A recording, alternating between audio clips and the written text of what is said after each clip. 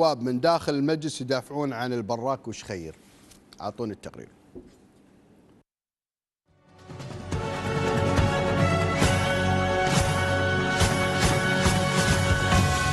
قال اني لو كنت مزدوج ومزور اعلى ما في خيلك اركبه، هو قال. واللي احنا قلنا له في ذاك اليوم واللي صار واللي مأخوذ عليه وزعل من كلمة تكفون.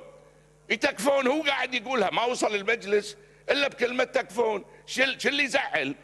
بس انا التهمة هذه مو صحيحة، ولكن حقيقة انا مستغرب اليوم الاخ مسلم البراك وخالد شخير واللي قاعدين يستهدفون المرحلة، الاستقرار، المجلس، اعضائه يحصلون من يدافع عنهم في شكاوى كيدية.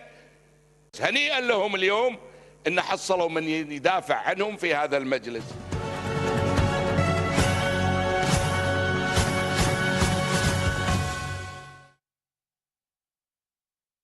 تعليق الوحيد عزيزي، كلكم في بوتقة واحدة، كلكم نفس بعض. عموما انتهت اخبار